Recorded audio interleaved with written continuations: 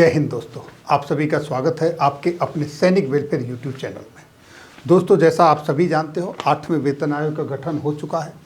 Fitment factor आपका कैसे बढ़ेगा, कैसे मिलेगा, इसके ऊपर आज स्पेशल चर्चा करनी है। और दूसरा, आपकी पे लेवल के अनुसार कितनी बढ़ेगी सैलरी, ये हम एक्सपेक्टेड सैलरी की बात कर रहे हैं। तो सबसे पहले मैं आपको एक चीज़ और आपके संज्ञान में लाना चाहता हूँ कि आप सभी को पता है कि 7वें वेतन आयोग में आपका फिटमेंट फैक्टर 2.57 था, लेकिन ये सच्चाई नहीं है।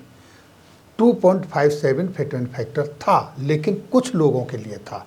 लेकिन फिटमेंट फैक्टर जो एक्चुअली था वो था 2.57 से लेकर 2.81 तक। ये आपका जो 2 साल का संघर्ष है, उसके परिणाम के बाद ये एक लेटर प्राप्त हुआ था, जिस लेटर से ये जानकारी हासिल हुई कि आपका फिटमेंट फैक्टर 2.57 से लेकर 2.81 तक था।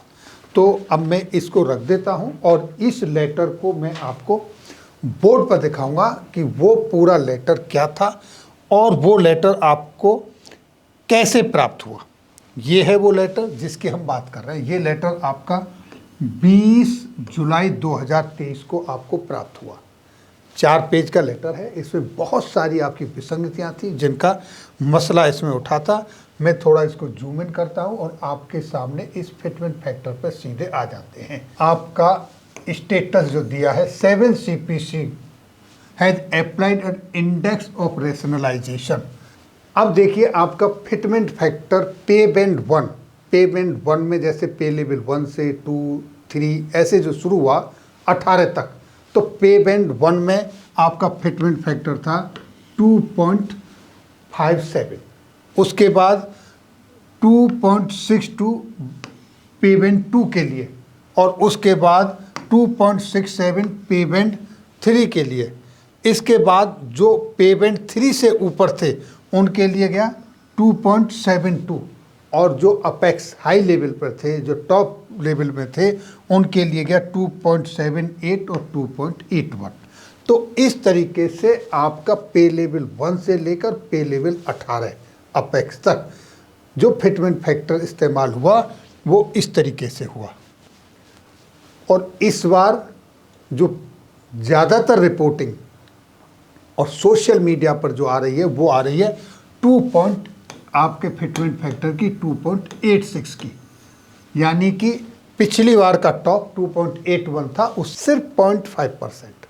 तो ये संभावना है, ये हो सकता है, ये कोई बड़ी बात नहीं है। जब जहाँ 2.81 पिछली बार दिया गया है तो इस बार 2.86 कोई इतना मेजर डिफरेंस नहीं है। लेकिन क्या ये सबको मिला? नहीं मिला। क्या इस बार भी इसी तरीके से होगा? क्या वही विसंगतियाँ दोबारा दोहराई जाएंगी जो पिछली बार दोहराई गई थी, जिन विसंगतियों को लेकर आप लोग संघर्ष कर रहे, रोडों पर आ रहे थे?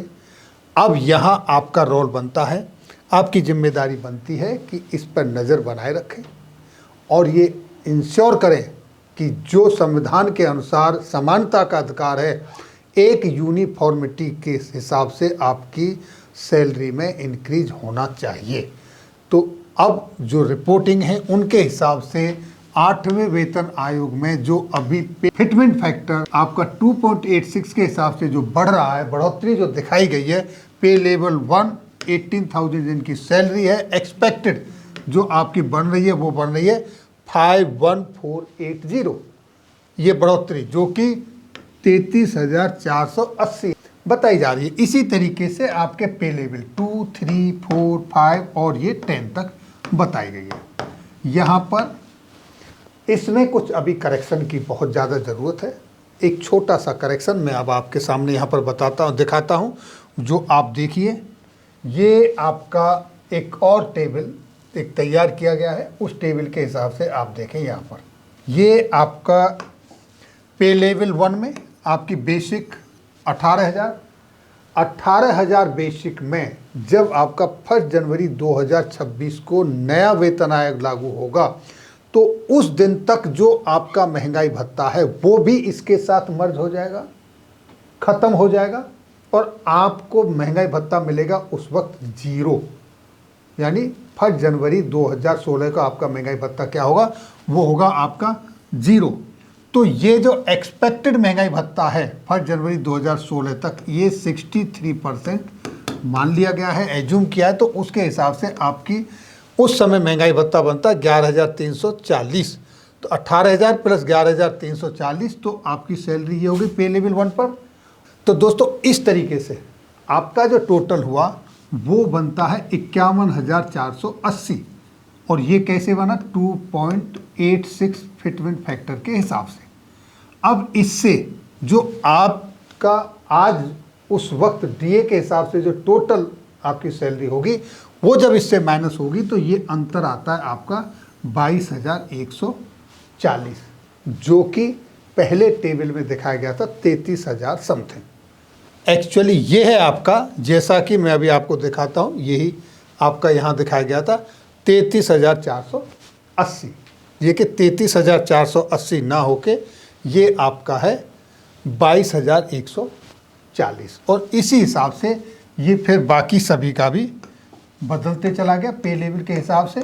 ये आप अपना यहाँ पर देख सकते हैं, जो जिस पे लेवल में है उसके अनुसार। तो ये एक्सपेक्टेड जो आपका 2.86 का फिटमेंट फैक्टर लागू होने की बात हो रही है, जिसको सोशल मीडिया, प्रिंट मीडिया सभी बता रहे हैं, और 7वें वेतन आयोग के जो फिटमेंट फैक्टर था उन सब के हिसाब से कैलकुलेट करके जो बताया जा रहा है, उस हिसाब से ये आपकी बढ़ोतरी बनती है। अब कुछ लोगों का सवाल होगा, क्या इतनी बढ़ोतरी हो सकती है? ज़रूर हो सकती है। जब पिछली बार आपको 2.57 मिला था इस बंदे को, पे लेवल 1 को, और टॉप वाले को मिला था 2.81, तो वहाँ इतनी ही तो बढ़ोतरी हुई थी। आपके साथ नहीं हुई, लेकिन कहीं तो हुई। तो हो सकती है, लेकिन कब? जब एक समान होगा। और ये कब होगा? जिस तरीके से आपने संघर्ष करके ये सारी जानकारी हासिल की, पे कमीशन का गठन करवाया, उसी तरीके से एकत्रित होके, संगठित होके आप अपनी जितनी भी पॉइंट हैं, विसंगतियां हैं, वो सब अपने संगठनों के पदाधिकारियों के माध्यम से पैनल के सम्मुख रखने की आवश्यकता है। आपका प्रतिनिधित्व पैनल के साथ जुड़ना चाहिए, आपका प्रतिनिधित्व प्रॉपर वहाँ पहुँचना चाहिए। ऐसा नहीं है कि हवा हवा में सिर्फ चलते रहें और लास्ट में रिजल्ट निकले और पता चले कि यहाँ पर भी फिटमेंट फैक्टर में और ये सारी एनोमलीज आपके सामने खड़ी हो गई। फिर बाद में रोडों पर घूमते रहो, कुछ नहीं होता। समय पर सही जगह पर अपनी मांग को पहुँचाना है।